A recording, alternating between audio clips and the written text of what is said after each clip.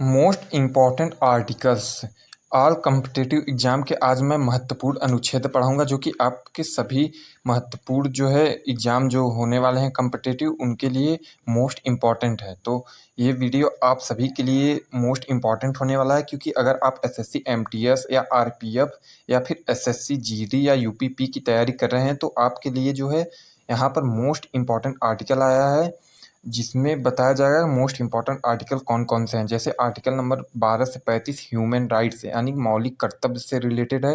ये भी कई बार एग्जाम में आ चुके हैं, तो रिपीटेड क्वेश्चन जो है मोस्ट इम्पॉर्टेंट आर्टिकल के वही मैं कराऊंगा। आर्टिकल नंबर 51 मौलिक कर्तव्य यानी फंडामेंटल राइट से संबंधित है। ग्राम पंचायतों का संगठन अनुच्छेद 40 से रिलेटेड है। और अनुसूची नंबर 11 में आपका ग्राम पंचायतों का संगठन के बारे में बताया गया है, तो इस बात का ध्यान रखेंगे कि आर्टिकल 40 ग्राम पंचायतों का संगठन। आर्टिकल 49 जो है अपराधों और दंडों की वैधता है, ये भी मोस्ट इम्पॉर्टेंट है। तो आप इस चैनल पर नए तो इस चैनल को सब्सक्राइब कर लीजिए। तो यहाँ पर जो है मोस्ट इम्पॉर्टेंट आर्टिकल 49 भी है, क्योंकि अपराधों और दंडों की वैधता इसी में बताया गया है। आर्टिकल 55 राष्ट्रपति के चुनाव से रिलेटेड है कि भारत में जो है राष्ट्रपति का चुनाव अनुच्छेद 55 के अनुसार होगा। अनुच्छेद 63 में भारत में एक उपराष्ट्रपति होगा और अनुच्छेद 123 में राष्ट्रपति अध्यादेश है। आर्टिकल 148 में कैग है और 213 अनुच्छेद राज्यपाल अध्यादेश है, यानी कि 123 राष्ट्रपति अध्यादेश, 213 राज्यपाल अध्यादेश। ये दोनों मोस्ट इम्पॉर्टेंट है, कई बार एसएससी एमटीएस की एग्जाम में पूछे जा चुके हैं।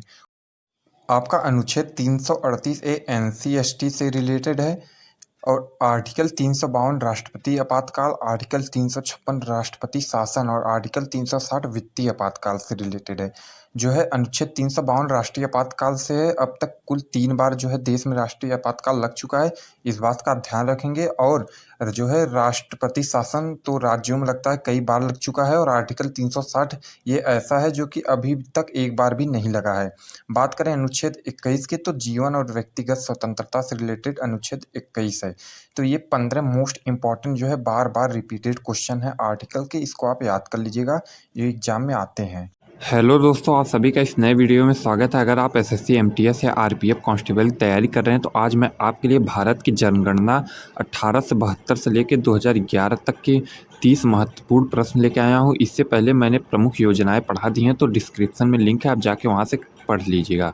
जी हाँ दोस्तों, आज मैं आपको मोस्ट इम्पॉर्टेंट जनगणना से रिलेटेड प्रीवियस ईयर क्वेश्चन कराऊंगा। तो पहला क्वेश्चन है, भारत में प्रथम जनगणना कब हुई? तो आपको ऑप्शन दिया है 1872, 1875, 1883 और 1886। तो करेक्ट आंसर हो जाएगा 1872। जी हाँ दोस्तों, दूसरा क्वेश्चन है, भारत में पूर्व जनगणना कब हुई? तो पूर्व जनगणना भारत में कब हुई थी? तो 1881 ईस्वी में हुई थी। जी हाँ दोस्तों, तो अभी मैं बताऊंगा आपको कि किसके शासनकाल में हुई थी, तो ये सभी आपको अभी बताया जाएगा। स्वतंत्र भारत में जनगणना कब हुई थी? तो स्वतंत्र भारत में पहली बार जनगणना 1951 में हुई थी, तब भारत आज़ाद हो चुका था। तो ये तीनों प्रश्न बहुत ही इम्पोर्टेंट है कि पहले कब हुई और पूर्व कब हुई और स्वतंत्र। चौथा प्रश्न है आपका, 2011 में भारत में जनगणना के अनुसार भारत की जनसंख्या थी। तो भारत की जनसंख्या लगभग 121 करोड़ थी। आपको कहीं कहीं 119 करोड़ भी मिलेगा और मोदी साहब तो 115 करोड़ कहते हैं, लेकिन तो रिपोर्ट के अनुसार 121 करोड़ ही थी। 1.25 करोड़ कुछ लोग कहते हैं, लेकिन 1.25 करोड़ सही आंसर नहीं है, 121 करोड़ है। यानी कि ना 125 करोड़, ना 115 करोड़, ना 119 करोड़। करेक्ट आंसर है 121 करोड़। तो 2011 के अनुसार 121 करोड़ जनसंख्या थी। पांचवा क्वेश्चन है, 2011 भारत के जनगणना रिपोर्ट में किस राज्य में सबसे कम जनसंख्या है? तो सबसे कम जनसंख्या सिक्किम राज्य में है और सबसे ज़्यादा जनसंख्या की बात करें तो उत्तर प्रदेश है। जी हाँ दोस्तों, तो इस बात का आप ध्यान रखिएगा, ये सभी PYQ हैं जो पिछले साल SSC MTS रेलवे में पूछे गए हैं, सभी इम्पॉर्टेंट हैं।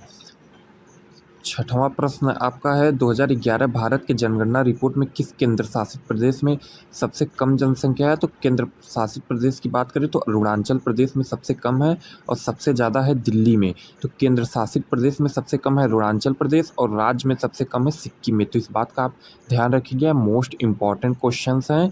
और आपको बता दूँ, इससे पहले मैंने प्रमुख योजनाएँ पढ़ा दी हैं, तो आप उसको जाके पढ़ लीजिएगा। 2011 भारत के जनगणना रिपोर्ट में किस प्रदेश में सबसे ज़्यादा जनसंख्या घनत्व है? तो बिहार में सबसे ज़्यादा जनसंख्या घनत्व है। तो सबसे ज़्यादा जनसंख्या उत्तर प्रदेश है और सबसे ज़्यादा जनसंख्या बिहार है, 1106 प्रति किलोमीटर व्यक्ति यहाँ पर रहते हैं और पूरे भारत में 382 किलोमीटर प्रति व्यक्ति रहते हैं। तो इस बात का आप ध्यान रखिएगा। घनत्व में बिहार है सबसे ज़्यादा। 1872 के भारत में जनगणना के समय कौन वायसराय थे? जब 1872 का जनगणना हुआ तो उस समय वायसराय भारत के कौन थे? तो इसका सही आंसर है लॉर्ड मेयो। तो लॉर्ड मेयो जो है 1872 के समय भारत के वायसराय थे। तो इस बात का आप ध्यान रखिएगा, ये भी मोस्ट इम्पॉर्टेंट क्वेश्चन है। तो पहली बार जो है जनगणना 1872 में हुई थी, इस बात का भी ध्यान रखिएगा। भारत में जनगणना के समय कौन 1881 में वायसराय थे? यानी कि जब पूर्ण जनगणना 1881 में हुई तब वायसराय कौन थे? तो लॉर्ड रिपन थे। 1872 में लॉर्ड मेयो और 1881 में लॉर्ड रिपन। तो इस बात का आप ध्यान रखिएगा, मोस्ट इंपॉर्टेंट क्वेश्चन है, प्रीवियस ईयर क्वेश्चन है। तो आपको इस चैनल पे नए हैं तो चैनल सब्सक्राइब कर लीजिए। यहाँ पर आपको सभी जीके जीएस के क्वेश्चन कराए जाएंगे। 10वां क्वेश्चन है, भारत में जनगणना के समय 2011 में वृद्धि दर क्या थी? तो 17.46% वृद्धि दर थी और कुल 121 करोड़ जनसंख्या था। तो इस बात का आप याद रखिएगा। बहुत लोग 19.5% बताते हैं, लेकिन ये बिल्कुल गलत है।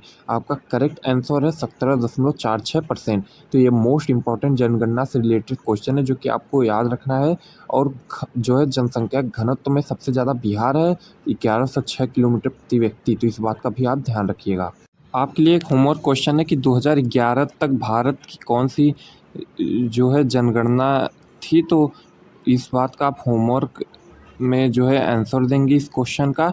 आप कमेंट जरूर कीजिएगा कि 2011 तक जो जनगणना हुआ है वो भारत की कौन सी जनगणना थी, और स्वतंत्र भारत की कौन सी जनगणना थी, ये भी आप कमेंट कीजिएगा, क्योंकि ये दोनों मोस्ट इंपॉर्टेंट क्वेश्चन है। मिलते हैं नेक्स्ट वीडियो में। भारत के प्रमुख जनजाति, ये मोस्ट इम्पॉर्टेंट है आपके सभी जो है कम्पिटिटिव एग्जाम के लिए। तो मोस्ट इम्पॉर्टेंट आज मैं भारत की प्रमुख जनजाति कराऊंगा। भारत का सबसे बड़ा आदिवासी समूह कौन सा है? तो भील जनजाति जो है भारत का सबसे बड़ा जनजाति या आदिवासी समूह है।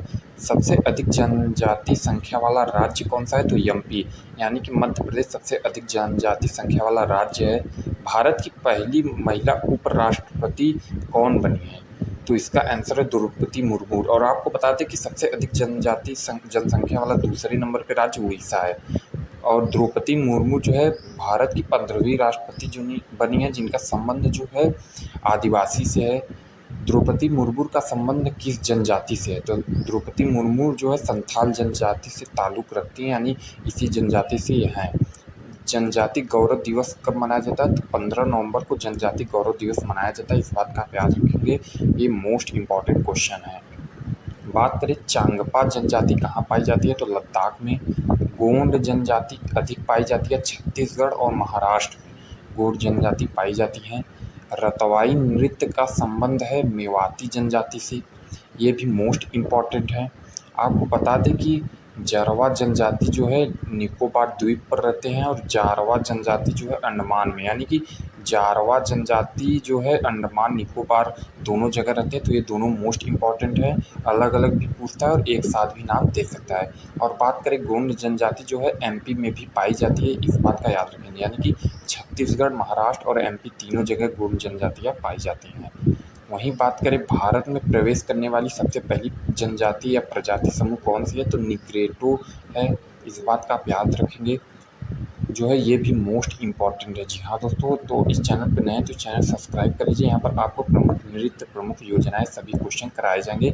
एसएससी, एमटीएस या आरपीएफ की आप तैयारी कर रहे हैं तो जनजाति को इंगित करने के लिए आदिवासी शब्द का प्रयोग सबसे पहले ठक्कर बाबा जी ने किया था। कोल, भील, कोंड, ये सभी जनजातियाँ मध्य प्रदेश में सबसे अधिक पाई जाती हैं। तो ये अलग अलग करके भी पूछे जा सकते हैं। कौन सी अनुसूचित जनजाति दीपावली को शोक के रूप में मनाती है? तो थारू जनजाति दिवाली को शोक के रूप में मनाती है। अपातानी आदिवासी जाति के लोग रहते हैं अरुणाचल प्रदेश में। सरहुल त्यौहार कौन से जनजाति मनाते हैं? तो मुंडा तथा उराव जनजाति, यानी मुंडा और उराव दो जनजाति हैं जो सरहुल त्यौहार को मनाते हैं। वहीं बात करें क्वेश्चन नंबर 17 की कि भील जनजाति की सबसे बड़ी आबादी मध्य प्रदेश में है। आदिवासी समूह सहारिया का संबंध किस राज्य से है? तो सहारिया का संबंध राजस्थान राज्य से है, ये भी मोस्ट इम्पॉर्टेंट है, कई बार एग्जाम में पूछा जा चुका है। पनियान तथा इरूला जनजातिया का संबंध तमिलनाडु और केरल दो राज्यों से है, जिसमें पनियान और इरूला जनजातिया का त्यौहार मनाया जाता है। ओहम या अहोम त्यौहार जो है कौन जनजाति मनाती है, तो असम मनाती है। ये सभी मोस्ट इम्पोर्टेंट जनजातियाँ हैं, इसे याद कर लीजिए। वहीं बात करें आपका थारू जनजाति उत्तराखंड, कुकी जनजाति मणिपुर, खासी और गारो जनजाति मेघालय, भूटिया जनजाति सिक्किम से ताल्लुक़ा रखते हैं। ये चारों मोस्ट इम्पॉर्टेंट है, इसको भी आप याद कर लीजिए।